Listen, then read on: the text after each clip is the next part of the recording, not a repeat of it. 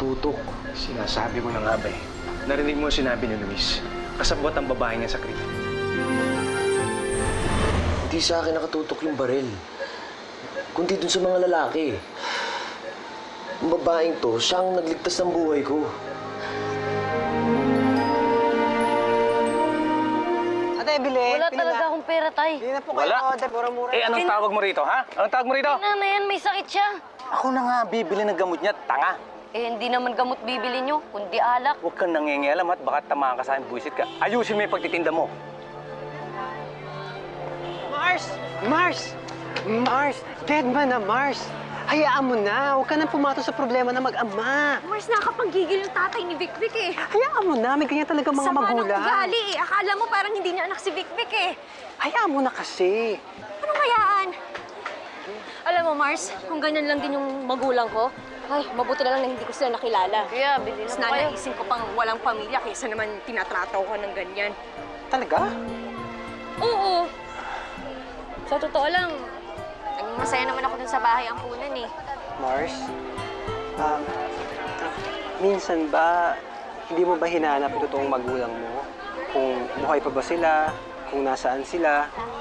Kasi, Mars, alam mo ako, sobrang love ko yung parents ko. Kahit pa nalaman nilang bading ako. Alam mo, mahal ko pa rin sila. Kasi Mars, naniniwala ako balang araw kung matatanggap na rin talaga nila ako. Kasi Mars, alam mo, masarap buong pamilya. Okay lang yan, Mars. Teka, asan yung tatay ni Vic? Ay, naku, baka nakaalis na yon. Tsaka teka lang, ano ka ba ang aga-aga? Ang init-init ng ulo mo. Kasi Mars, puyat ako. Alam mo kung bakit? Ayaw ako tagtanan ng kapatid ni Luis. Yung mayabang na yun, hanggang sa panaginip mo, sinaaway ako. Ay! Bakit? Ako, napanaginipan mo siya?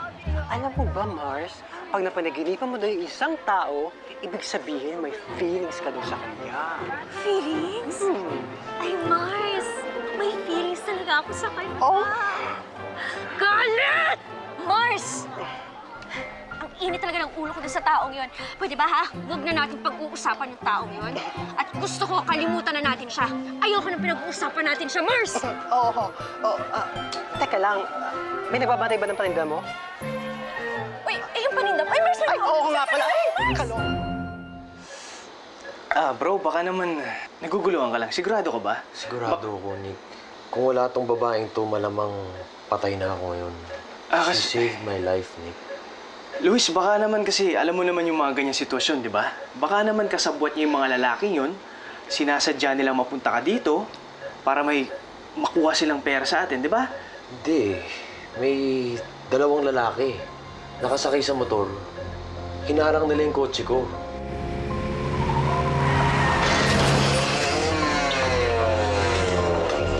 Pagbaba ko, tinutukan nila ako ng baril. Yan na nga ba ang sinasabi ko? Hindi ka talaga pwede lumabas nang wala kang bodyguard. Ang tigas lang kasi ng ulo mo. From now on, hindi na ako papayag na walang nagbabantay sa'yo, okay? Ano na ho ba nangyari pagkatas kayong tutukan ng baril? Kunin niyo lahat ng gamit, huwag niyo lang ako sasaktan. Ano cellphone mo? Binigay ko yung cellphone ko, pati yung kotse ko. Tapos, sabi nila, sumama daw ako sa kanila. Saan? Hindi naman ako makakapayag dun, di lumaban ako. Nakipag-agawan ako doon sa baril. Pero, pinagtulungan nila ako. Buti lang dumating tong babaeng to. I owe her. I owe her my life. Anong kaguluhan yan? Sino yung mga yun, ma? Sandali, titignan.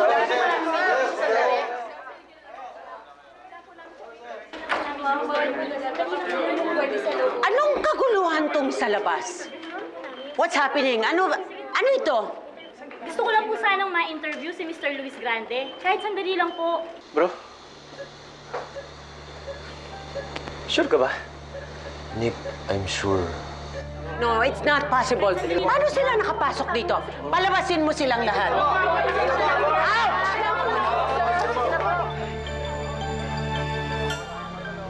Ma, sino yung mga yun? mga reporters. Peste. Gusto ko magpa-interview, ma.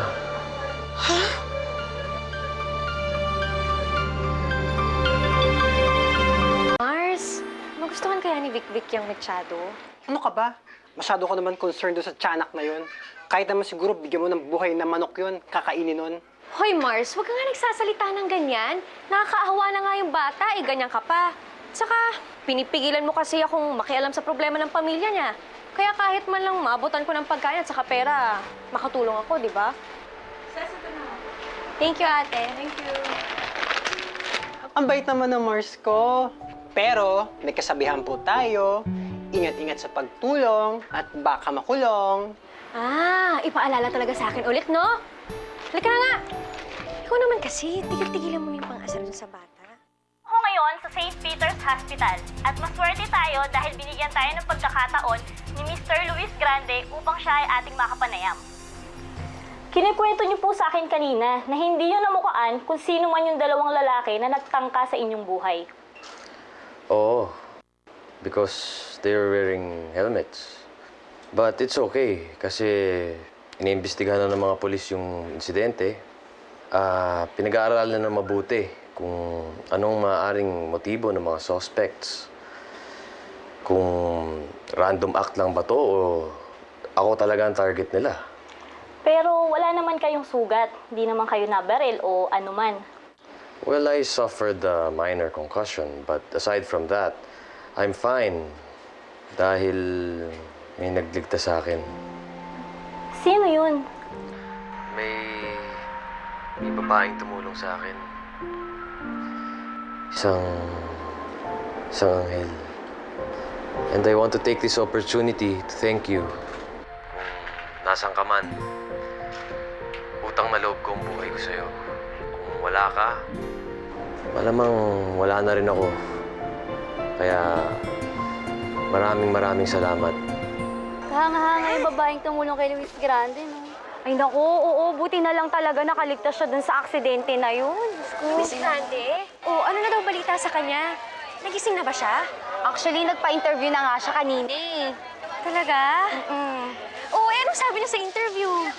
Yung tumulong daw sa kanyang babae, hinahanap ng mga polis. Oo, hinahanap na. Kompleto na ba yan? Hinahanap ako ng mga pulis. Diyos ko, huhulihin na nila ako. Sir! Ayun yung hinahanap niyong babae, si Miss Beautiful.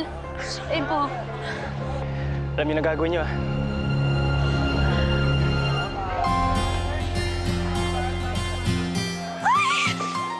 Hoy! Hoy! Saan ka pupunta? Habulin natin! Bakit ba't dinala niyo ako dito? Alam niyo ba na pwede ko kayong ipademanda? Illegal detention to, no? Kusa ho kayong sumama sa amin at wala hong mangyayaring masama sa inyo. Ah, ganyan. Ganyan-ganyan din yung mga sinabi niyo sa akin noon. Pero anong ginawa niyo? Hinuli niyo ako. Ang sabi niyo sa akin, wala kayong gagawing masama. Pero kinulong niyo ako. Ibang kaso ho yun dahil ho umamin kayo ng attempted murder. Eh, hindi ko naman kasi alam na yan ang binibintang mo sa akin eh. Teka! Baka naman hanggang ngayon na pinagdududahan yung pagkatao ko. Ha? Kailangan kong kausapin ang abogado ko. This is a human right violation and I have to remain silent. Eh, alam mo naman pala eh. Di manahimik ka na lang.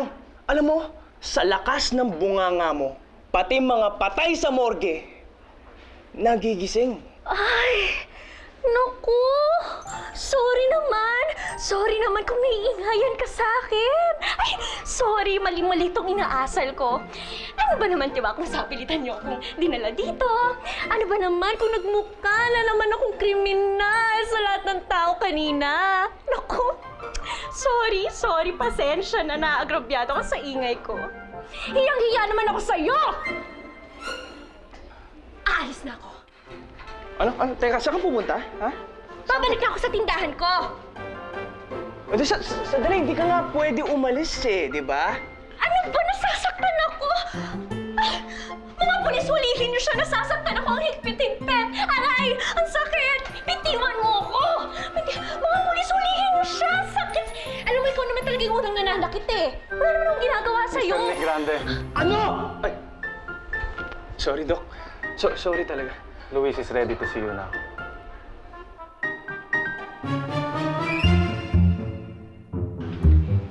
Bitiwan mo ako.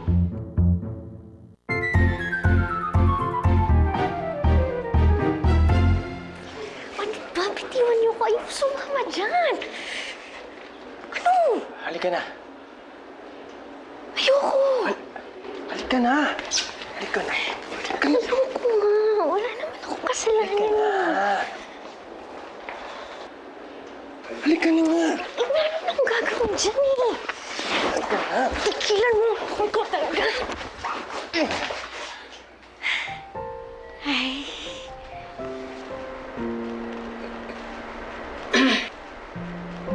Ikaw. Ikaw nga. No, Luis. You can't. Hindi ka malakas. Luis. Hindi ako pwede magkamali. Ikaw nga yun.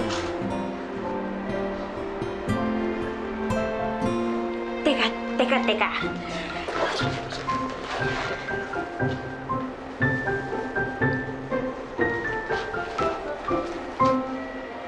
Ano ba yung natatandaan mo? Kasi wala naman akong kinalaman na sa krimen eh.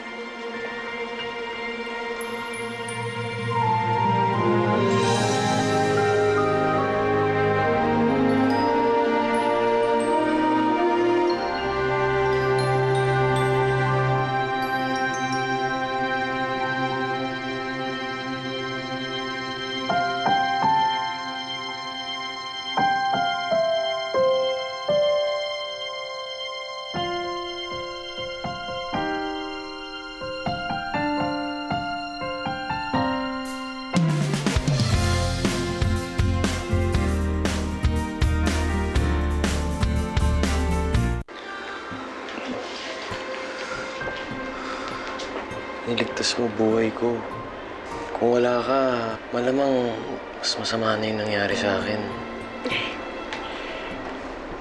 Ginawa ko lang naman kung ano yung tama eh. Saka kahit naman siguro sinong nandun, hindi lang gagawin. May mga tao dun, pero natakot sila eh. But not you. I owe you my life.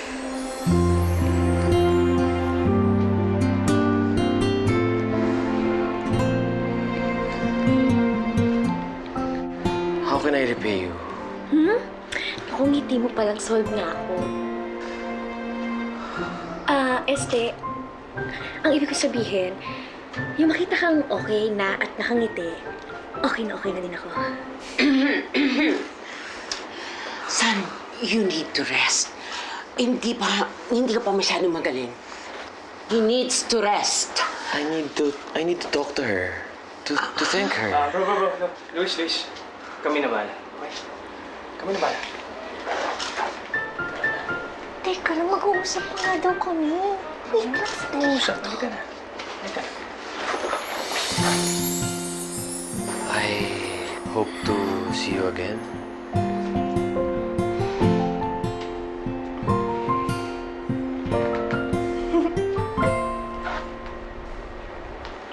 Sabi ko sa'yo, may sasabihin siya sa akin. Bro, kami na bala.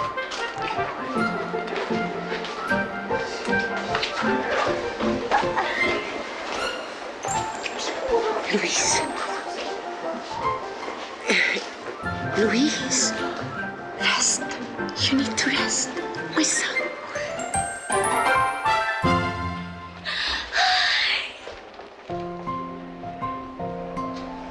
Ang bait-bait niya talaga, no? At saka nakita mo kung paano siya ngumiti sa akin. At saka yung mga mata niya, parang nangungusap. Alam mo yung parang gusto niya sabihin sa akin na... Ayusin mo yung sarili mo. Basag? Lakas mo mambasag ng trip, no? Mambabasag, ganun? Kapatid mo ba talaga si Luis? Ay. Kasi... Sandali. This is Attorney Guevara. Kayo nang bahala dito, okay? Ha? Hoy! Hoy, saan ka pupunta? Bakit mo ko iniwan dito sa abogado mo? Hoy, bumalik ka dito! Hoy! Sumama ka sa akin. Anong sumama? Ayoko nga! Dadalhin mo lang ako sa presinto. Kakausapin lang kita, no? Nek-nek mo! Aalis na ako! Paano ang reward money? Reward money? Buwe! Meron? 100,000 pesos. 100,000 pesos? Kabayaran para sa pagtulong mo kay Mr. Luis Grande.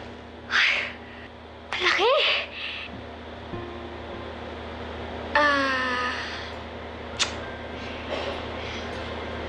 Pasensya na ho pero hindi ko mo kasi matatanggap yan.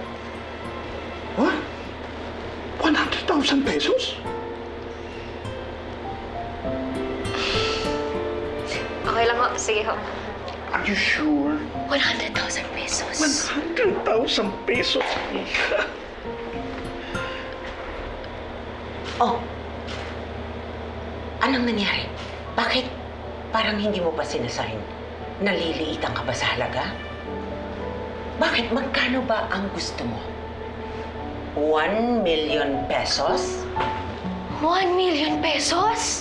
Then, give her 1 million! Baka akala naman niya, cheap tayo. 1 million. Uuwi ka na? Yung shirt ni Mr. Grande. Eto na. Tapos na shift ko. Okay.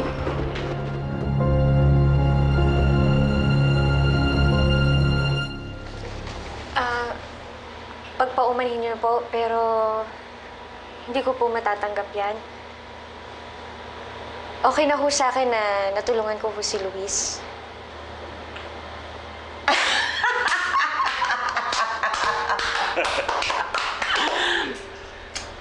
Galing. In fairness, napabilib mo ako sa acting mo. Napaniwala mo ako sa arte mo. Pero unfortunately, isa lang ang artista sa kwartong ito. Ako yon. Kaya pwede ba, tanggapin mo na yung pera para tapos na. Artista ko kayo dati? Che!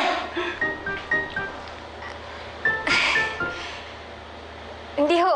Okay na ho. Okay na ho sa akin na okay na ho si Luis. So you mean to say, hindi mo tatanggapin ang reward, money? O baka naman nalaliitan ka pa dyan sa halaga. Am I right? Alam mo kasi, unang tingin ko pa lang sa'yo, mukha kang pera.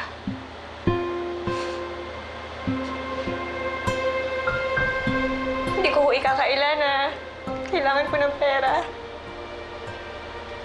At hindi ko ikakailan na kapos ako sa pera. At nagtatrabaho po ako para kumita ng pera. Huh. So inamin mo rin, hindi ba? Pero hindi po yun ang kabuuan ng pagkatao ko. Pasensya na ho kayo, pero hindi ko talaga matatanggap yung inaalok ko ninyo. Oh, please spare me the drama. Kung ayaw mo talaga, bahala ka. Sigurado ako, pag uwi mo sa bahay, pagsisisihan mo lahat to. Then, make her sign the confidentiality agreement. Ano naman ho yung confidentiality agreement? Well, darling, akala mo aalis ka na lang basta dito? Siyempre, magsasign ka para mapatunayan mo na hindi ka magsasalita kahit kanino tungkol sa kaugnayan mo sa anak ko. At hindi mo rin pwedeng ibenta ang istorya o pagkakitaan sa media. Eh, hindi ko naman po talaga gagawin yun eh. Then, prove it to me. Sign the papers.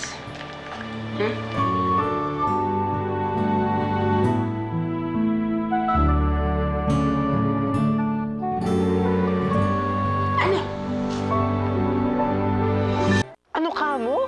May mga pulis na dumating dito kanina? Oo, ako pa nga yung napagtanungan eh. At sinabi mo naman, Malay ko ba? Hindi ko naman alam na bawal eh. ang galing mo talaga. Alam mo, first honor ka. Ay, hindi. Summa cum laude. Naku, baka makulong na naman yung Mars Bakla, bakla! ko. Uy, bakla! Ako yon, ako yon. Hindi ba si Princess ito? Magiging bakla ka rin pagtanda mo. Oo nga! Ay, taros yung lola mo. Hindi niya tinanggap yung pera? Abay, bakit daw? Eh, hindi naman daw dahil sa pera kaya niya tinulungan si Luis eh.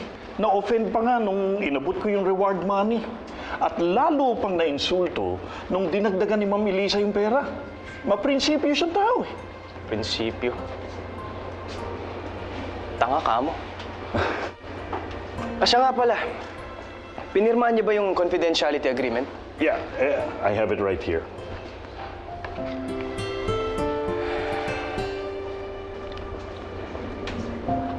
Okay? Well, kung wala na kayong kailangan sa akin, mauna na ako. Actually, I need a favor to ask. Ano yun?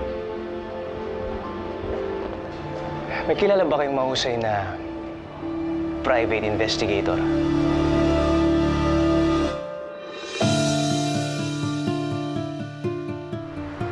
Nakala mo kung sino sila. Kung makakahusga sila, sagad hanggang buto. Hindi ko kailangan ng 1 milyon nila, Saksak ko pa yun sa baga nila,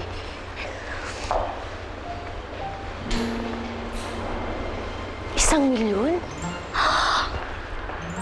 Tinanggihan ko. 1 milyon? 1 milyon? Isang magarang sasakyan na yun. O kaya bahay at lupa. Tapos pwede na rin ako makapagsimula ng negosyo ko. Ay! Ang gaga ko talaga. Naku, sayang yun. Pero sa bagay, kung tinanggap ko yung pera, baka naman isipin nila na totoo yung sinasabi nila sa akin na mukha akong pera.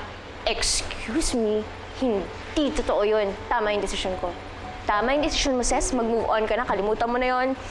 Move on. Paano mo makuha ang pangalan mo? Ako? Pwede pa natin makausap sandali. Ano ang kaugnayan mo kay Mr. Grande? Bakit ako? Bakit niyo ko ini-interview tungkol dyan? Anong namamagitan sa inyo ni Mr. Luis Grande? Ano? Kilala niyo po itong babae ito. Siya yung girlfriend ni Sir Luis Grande, di ba doon? Walang hiya ka. Ikaw pala itong nagbebenta ng video, Mars. Oy, Phil, nandito na yung mga tinawagan mong reporter. Ay, si Prisa! Hello? Sir Nicolo Grande. Sir, si Matias po to. Yes, sir. Yung investigador na nirecommend ni Atty. Guevara. Hindi naman ba pinagagawa ko? Hawak ko na yung report ng taong pinapaimbestigahan nyo. Tunay na pangalan... Princess Inocencio?